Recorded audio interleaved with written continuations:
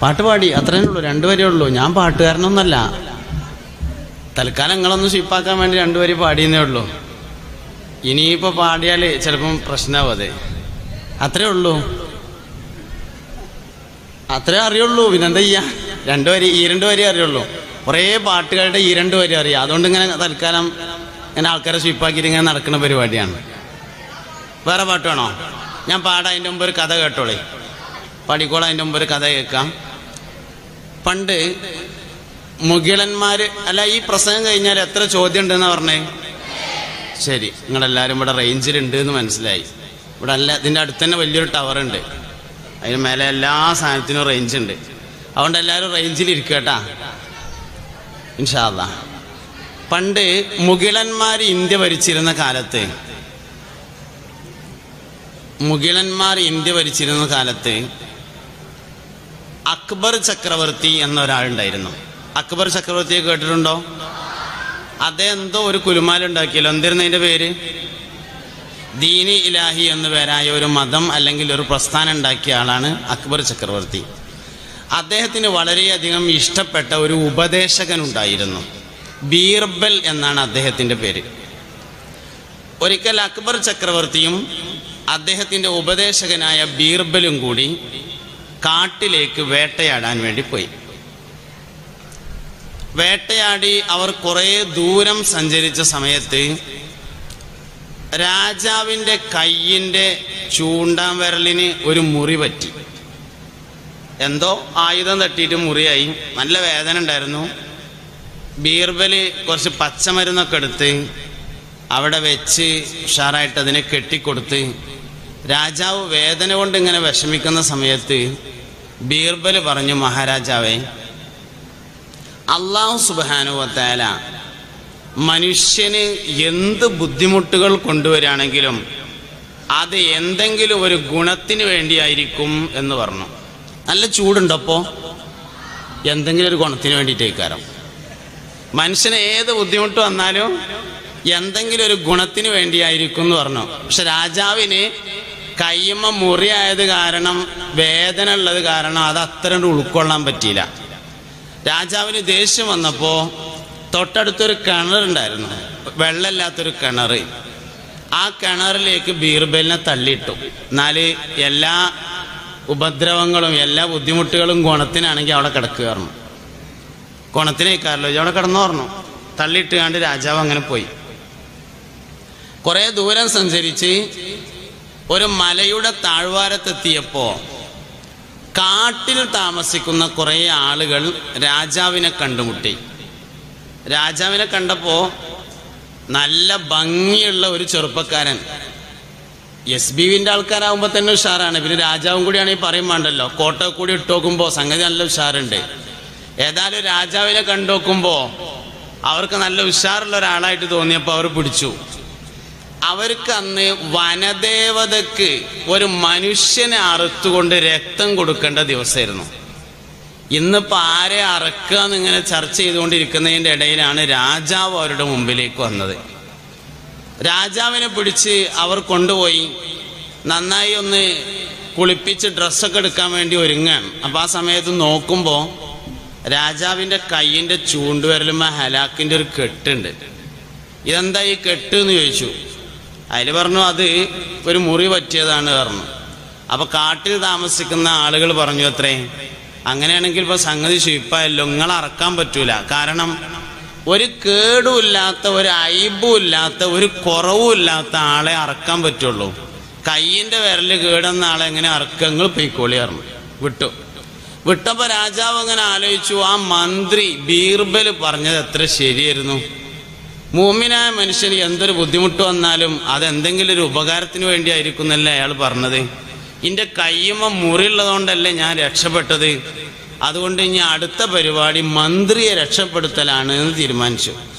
അങ്ങനെ മൂപ്പര് പോയ വഴിയിലൂടെ അങ്ങനെ നടന്ന് കിണറിൻ്റെ അടുത്ത് വന്ന് വള്ളികൾ കൊണ്ടൊരു കയറുണ്ടാക്കി മന്ത്രിക്ക് ഇട്ടുകൊടുത്ത്, മന്ത്രി ആ കയറമ്മ പിടിച്ച് കയറിയേക്കിന് രാജാവ് കെട്ടിപ്പിടിച്ചിട്ട് പറഞ്ഞു, മന്ത്രി നിങ്ങൾ എന്നോട് ക്ഷമിക്കണം, ഞങ്ങളോട് ചെയ്തത് വലിയൊരു അക്രമമായി പോയി.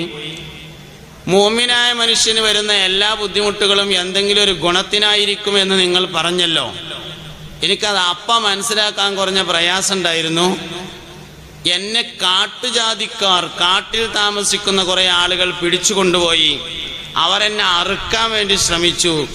എൻ്റെ കയ്യുമ കെട്ടുള്ളതുകൊണ്ട് ഒഴിവാക്കിയതാണ്. കഴിച്ചിലായി മന്ത്രി, നിങ്ങൾ പറഞ്ഞത് വളരെ ശരിയായിരുന്നു എന്ന് പറഞ്ഞപ്പോൾ മന്ത്രി പറഞ്ഞു, മഹാരാജാവേ, നിങ്ങൾ എന്നോട് മാപ്പ് പറയൊന്നും വേണ്ട. ഞാനെങ്ങാനും നിങ്ങളൊപ്പം പോന്നിരുന്നുവെങ്കിൽ ഞാൻ ഈ കിണറ്റിക്ക് ചാടിയില്ലെന്ന് വെക്കുക. ഞാൻ നിങ്ങളൊപ്പം പോന്നിരുന്നുവെങ്കിൽ നമ്മൾ രണ്ടുപേരെയും അവർ പിടിച്ചു കൊണ്ടുപോകും. നിങ്ങളെ കയ്യുമ്മ കെട്ട് കണ്ടിട്ട് നിങ്ങളെ ഒഴിവാക്കുകയും ചെയ്യും, ഇന്ന ഒരു പിടിച്ചുങ്ങാണ്ട് അറക്കുകയും ചെയ്യും. അതുകൊണ്ട് ഞാൻ കിണറ്റ് ചാടിയത് ഖൈറിനായിരുന്നു എന്ന് ഇപ്പം മനസ്സിലായി.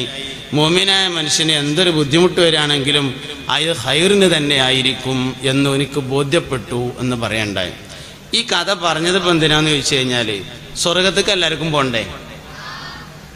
സ്വർഗത്തേക്ക് പോണ്ടവരൊക്കെ ഒന്ന് കൈ ഒന്നിച്ച് കാണിക്കുമോ? അയ്യോ എന്താ കൈ, ഒന്ന് വീഡിയോ എടുത്തോട്ടെ, കുറച്ച് കഴിഞ്ഞിട്ട് താത്തിയാൽ മതി. എല്ലാവർക്കും സ്വർഗത്ത് പോകണം. അല്ലാഹു നമ്മളെല്ലാവരും സ്വർഗത്തിലാക്കി തരട്ടെ. താത്തിക്കോളി, കൈ താത്തിക്കോളി എല്ലാവരും. അയ്യോ, അങ്ങനെയാണെങ്കിൽ ഈ സ്വർഗത്തിൽ എന്താ ഉണ്ടാവുക?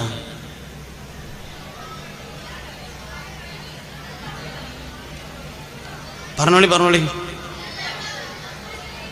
എല്ലാം ഉണ്ടാവുമെന്ന് പറയാൻ പറ്റില്ല. ഉള്ളൊരു സാധനത്തിൻ്റെ പേര് പറയും. അള്ളാനെ കാണാം, ഹൂർലിങ്ങൾ ഉണ്ടാവും,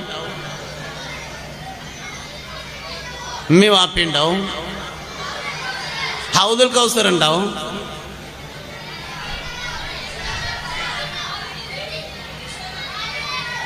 എല്ലാം ഉണ്ടാവും. പഴങ്ങൾ ഉണ്ടാവും, മുന്തിരി ഉണ്ടാവും, ഉറുമാമ്പഴം ഉണ്ടാവും. ഓക്കെ, ഞാനൊരു ചോദ്യം ചോദിക്കാം. സ്വർഗത്തിൽ ഇപ്പം എല്ലാതും ഉണ്ടാവുമല്ലോ. നല്ലോണം ആലോചിച്ചിട്ട് സ്വർഗത്തിൽ ഇങ്ങൾക്ക് വേണ്ടേ, നല്ല ആലോചിച്ചിട്ടോ, പെട്ടെന്ന് ഉത്തരം പറയണ്ട, നല്ല ആലോചിച്ചിട്ട് സ്വർഗത്തിൽ ഇങ്ങൾക്ക് വേണ്ടേ ഒരു സാധനത്തിൻ്റെ പേര് മാത്രം പറയാം. എല്ലാം കൂടി പറയരുത്. ഒന്ന്, ഏറ്റവും ആവശ്യമുള്ള ഒന്ന്. ഒരാൾ ഒരു പ്രാവശ്യം പറയാം.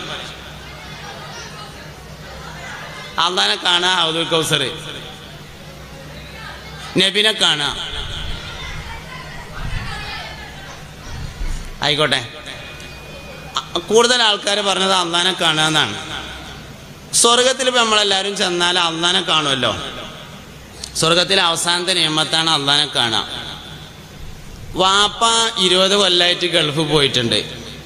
വാപ്പ വരുന്നുണ്ട് എന്ന് പറഞ്ഞു കേട്ടാൽ എയർപോർട്ടിലേക്ക് പോകില്ലേ വാപ്പാനെ കൂട്ടാൻ വേണ്ടിയിട്ട്? അപ്പം ഇങ്ങനെ എയർപോർട്ടിൽ വിമാനം ഇങ്ങനെ വന്നിങ്ങനെ ഇറങ്ങി ഇങ്ങനെ അവിടെ ഇങ്ങനെ നിൽക്കുന്ന സമയത്ത് ഇങ്ങനെ ആലോചിക്കും, വാപ്പാനങ്ങോട്ട് കാണുമ്പോഴേ ഞാൻ ആദ്യം എന്താ ചെയ്യുക, ആദ്യം എന്താ പറയുക, ഇങ്ങനെ ആലോചിക്കുമല്ലോ. നമ്മളെല്ലാവരും ചെന്നിട്ട് സ്വർഗത്തിലെത്തിയാൽ അല്ലാഹു തആലാനെ ആദ്യം കാണുമ്പോൾ നിങ്ങളെന്താ പറയാ? അസ്സലാമു അലൈക്കും എന്നോ എന്താ പറയാ? സുഖം തന്നെ അല്ലേന്നോ? എന്നാ ഞാൻ പറഞ്ഞു തരട്ടെ എന്താ പറയാന്ന്, ഇപ്പൊ പഠിച്ചോളി, ഒരൊറ്റ പറയുള്ളൂ കേട്ടോ, ഒറ്റ പ്രാവശ്യമേ പറയുള്ളൂ. ഇപ്പൊ പഠിച്ചോളി, റെഡിയല്ലേ? 2 കാതും കൂർപ്പിച്ചിരുന്നോളി, ഒരു പ്രാവശ്യം പറയുള്ളൂ. ഞാൻ പറയുമ്പോത്തിന് പഠിക്കണം. പറയട്ടെ, 1 2 പറയട്ടെ. അത്തഹിയാത്തുൽ മുബാറകാതുസ് സ്വലവാതുത് ത്വയ്യിബാതു ലില്ലാഹ്. പഠിഞ്ഞോ? പഠിഞ്ഞു. എല്ലാവരും നല്ല കുട്ടികളല്ലേ? നമുക്ക് സ്വർഗത്തിൽ പോണ്ടേ? അള്ളാഹു നമ്മളെല്ലാവരും സ്വർഗത്തിൽ ഒരുമിച്ച് കൂട്ടി തരട്ടെ. സ്വർഗത്തേക്ക് പോണ ആൾക്കാർക്ക് ചില അടയാളങ്ങൾ ഉണ്ടാവും. ഒരിക്കൽ മദീന പള്ളിയിൽ വെച്ചുകൊണ്ട് മുഹമ്മദ് നബി സല്ലല്ലാഹു അലൈഹി വസല്ലമ പ്രസംഗിക്കുകയാണ്. സഹാബത്തിനോട് നബി തങ്ങൾ പറഞ്ഞു, സഹാബ, സ്വർഗാവകാശികളെ തിരിച്ചറിയാൻ 120 അടയാളങ്ങളുണ്ട്. സഹാബ, സ്വർഗാവകാശിയെ തിരിച്ചറിയാൻ 120 അടയാളമുണ്ട്. മദീന പള്ളിയുടെ പുറത്ത് നിൽക്കുകയായിരുന്ന സയ്യിദുനാ അബൂബക്കർ സിദ്ദീഖ് റളിയല്ലാഹു അൻഹു വാതിലിന്റെ ഉള്ളിലൂടെ ഇങ്ങനെ തലട്ടിട്ട് ചോദിച്ചു, അള്ളാന്റെ റസൂലേ, ആ 120 അടയാളങ്ങളിൽ ഏതെങ്കിലും ഒരു അടയാളം എന്നിലുണ്ടോ നബിയേ? നബി സല്ലല്ലാഹു അലൈഹി വസല്ലമ തങ്ങൾ പറഞ്ഞു, അബൂബക്കർ സിദ്ദീഖേ, ആ 120 അടയാളങ്ങളും നിങ്ങളിലുണ്ട് സിദ്ദീഖ്. സ്വർഗാവകാശികൾക്ക് കുറെ അടയാളങ്ങളുണ്ട്, നരകാവകാശികൾക്ക് കുറെ അടയാളങ്ങളുണ്ട്. നിസ്കരിക്കണവർക്ക് കുറെ അടയാളമുണ്ട്, നോമ്പ് വെൽക്കണവർക്ക് കുറെ അടയാളമുണ്ട്, ഒളു ചെയ്യുന്നവർക്ക് കുറെ അടയാളമുണ്ട്, പള്ളിക്ക് ബാങ്ക് കൊടുക്കുന്നവർക്ക് അടയാളമുണ്ട്, കള്ളുടിയന്മാർക്ക് അടയാളമുണ്ട്, ദുനിയാവിലും അടയാളമുണ്ട്, ആഖിറത്തിലും അടയാളമുണ്ട്. ഉമ്മാനോട് ദേഷ്യമുള്ള ആൾക്കാർക്ക് ഒരു അടയാളമുണ്ട്, അത് ഞാൻ പറയാം. എല്ലാവരും അവനാൻ്റെ അടുത്ത് മാത്രം അടയാളം ഉണ്ടോ നോക്കിയാൽ മതി കേട്ടോ, വേറെ ആരും നോക്കണ്ട. ഉമ്മാനോട് ദേഷ്യമുള്ള ആൾക്കാർക്ക് ഒരു അടയാളമുണ്ട്, കാലുമത്തെ നഖം മുറിച്ചിട്ടുണ്ടാവില്ല. ഷൂസിൻ്റെ ഉള്ളിലായതുകൊണ്ട് ഒരു പ്രശ്നവുമില്ല, അവനാന് മാത്രമേ അറിയുള്ളൂ. ഉമ്മാനോട് ദേഷ്യമുള്ള ആൾക്കാർ കാലുമത്തെ നഖം മുറിച്ചിട്ടുണ്ടാവില്ല. നിസ്കരിക്കാൻ വേണ്ടി റുക്കൂക്ക് പോകുമ്പോൾ കാണും അടുത്തുള്ള ആള്, അതുവരെ കാണൂല, ഷൂസിൻ്റെ ഉള്ളിലായതുകൊണ്ട് കാണൂല. കയ്യുമ്മത്തും കൂടി മുറിച്ചിട്ടില്ലെങ്കിൽ ഓനെ പിന്നെ ഒന്നും പറ്റില്ല. എല്ലാവരും അവനെ കയ്യുമ്മക്കൊന്ന് നോക്കാണി നിങ്ങൾ. കയ്യുമ്മയും കാലുമ്മയും നകളുള്ളവനും ഉമ്മാനോട് ദേഷ്യം ഉണ്ടാവുന്ന. കള്ളുടിയന്മാരെ തിരിച്ചറിയാനൊരു അടയാളമുണ്ട്. കള്ളുടിയന്മാരെ തിരിച്ചറിയാനുള്ള അടയാളം കുളിക്കാൻ ഇഷ്ടമുണ്ടാവില്ല എന്നാണ് കള്ളുടിയന്മാരുടെ പ്രത്യേകത. ഓല് ചിലപ്പോൾ ഒരു 4 ദിവസം കൂടുമ്പോഴൊക്കെ കുളിക്കുള്ളൂ. നിങ്ങളെല്ലാവരും ഒന്ന് കുളിച്ചോരല്ലേ? അയ്യവ, എല്ലാവരും കുളിച്ചില്ലേ? കുളിക്ക് 2 ഫറദല്ലേ ചെങ്ങന്മാരെ? കുളിക്ക് 2 ഫറദല്ലേ? ഒന്ന് നിയ്യത്ത്. ഇന്ന് കുളിച്ചപ്പോ നിയ്യത്ത് ചുരക്കൊന്ന് കൈയൊന്നിച്ചാണ്. സത്യം പറയണം കേട്ടോ. താത്തിക്കോളി എല്ലാവരും താത്തിക്കോളി. കുളിക്ക് 2 ഫറദുകളാണ്. ഒന്ന് നിയ്യത്താണ്, 2 ശരീരം മുഴുവൻ വെള്ളത്തിൽ എത്തിക്കലാണ്. ശരീരം മുഴുവൻ നമ്മളെല്ലാവരും വെള്ളം എത്തിച്ചിട്ടുണ്ട്, നമ്മളാരും ഒന്ന് കുളിച്ചപ്പോൾ നിയ്യത്ത് വെച്ചിട്ടില്ല. അപ്പം പണ്ട് ഉമ്മ പ്രസവിച്ച് കിടക്കുന്ന സമയത്ത് ഇമ്മ കുളിപ്പിച്ച് തന്നത് കഴിഞ്ഞതിൻ്റെ ശേഷം ഇന്ന് വരെയും കുളിച്ചിട്ടില്ല. കാരണം കുളിയാവണമെങ്കിൽ നിയ്യത്ത് വേണ്ടേ? ചങ്ങായിമാർ, നിങ്ങളാരേലും പുടിയറച്ചതിന് ശേഷം കുളിച്ചപ്പോൾ നിയ്യത്ത് വെച്ചിക്കണോ? ഇല്ല. നിങ്ങൾ ഇന്നെ വെറുതെ ഷീപ്പാക്കണ്ട. ഇല്ല, പണ്ട് ഉമ്മ കുളിപ്പിച്ച് തന്നതിൻ്റെ ശേഷം എന്താ നിയ്യത്ത് വെക്കുക? എല്ലാവരും വെക്കണ ഫറദിനെ നിയ്യത്ത് വെച്ചാൽ മതി, പ്രശ്നമൊന്നുമില്ല. കുളി എന്ന ഫറദിനെ വീട്ടുന്നു നിയ്യത്ത് വെക്കാം, അല്ലെങ്കിൽ കുളി എന്ന സുന്നത്തിനെ ഞാൻ നിർവഹിക്കുന്നു നിയ്യത്ത് വെക്കാം. നിയ്യത്ത് വേണമെന്ന് മാത്രം. ഉളൂവിനെ പോലെ തന്നെ കുളിക്കും നിയ്യത്ത് ഉണ്ടായിരിക്കണം. എല്ലാ കാര്യങ്ങളും നിയ്യത്ത് കൊണ്ടാണ് ശരിയാകുക. നിങ്ങൾ ഇങ്ങോട്ട് വന്നത് ഉസ്താദിനെ പേടിച്ചിട്ടാ അതോ അള്ളാൻ്റെ ഇരുന്ന് കൂലിട്ടാനാ? കൂലി കിട്ടാനാണെങ്കിൽ കിട്ടും. ഓരോ കാര്യം നിയ്യത്ത് പോലെയാണ്. മീൻ തിന്നു കഴിഞ്ഞതിൻ്റെ ശേഷം, മീൻ തിന്നല്ല പെരേന്ന് ചോറ് കഴിക്കുമ്പോൾ, മീൻ തിന്നതിൻ്റെ ശേഷം അതിൻ്റെ മുള്ളൊക്കെ എടുക്കുക. മുള്ളൊക്കെ എടുത്തിട്ട് ഇങ്ങനെ കൈ പിടിച്ചിട്ട് ബിസ്മില്ലാഹിർ റഹ്മാനിർ റഹീം, ഞാനിത് പൂച്ചയുടെയും കോഴിയുടെയും ഭക്ഷണമാക്കുകയാണ് എന്ന് പറഞ്ഞാണ്ട് ഇട്ടുകൊടുത്താൽ പൂച്ചക്കും കോഴിക്കും ഭക്ഷണം കൊടുത്ത കൂലിട്ടും. നിയ്യത്തുകൊണ്ട് എല്ലാ കാര്യവും ക്ലിയറാക്കാം. നിയ്യത്ത് തെറ്റിയാൽ എല്ലാ കാര്യവും പ്രശ്നമാവുകയും ചെയ്യും. വിഷയങ്ങളുടെ എല്ലാം അടിസ്ഥാനങ്ങളെ മനസ്സിലാക്കുക എന്നുള്ളതാണ് പ്രധാനപ്പെട്ട കാര്യം.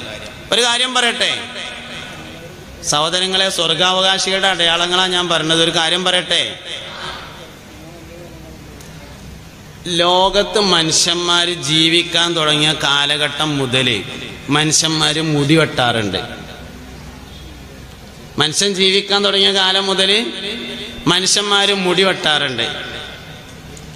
മുഹമ്മദ് നബി സല്ലല്ലാഹു അലൈഹി വസല്ലമ തങ്ങൾ വന്നതിന് ശേഷം ഏകദേശം 1500 കൊല്ലായി മൂമിനീങ്ങൾ 3 തരത്തിലാണ് മുടിവെട്ടല്.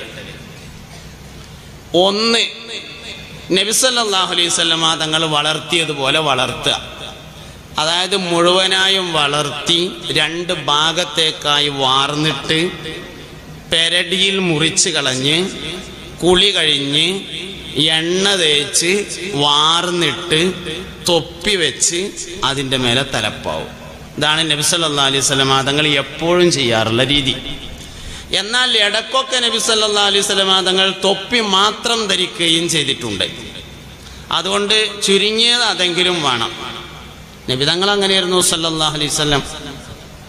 കെട്ടിന്റെ ശ്രേഷ്ഠതയുണ്ട് തൊപ്പിയിലെന്ന് ബിഗയത്ത് 3-ാം ഭാഗമിൽ പറയുന്നു. ഉണ്ടായിരുന്നു നബിക്ക് തൊപ്പികൾ 3.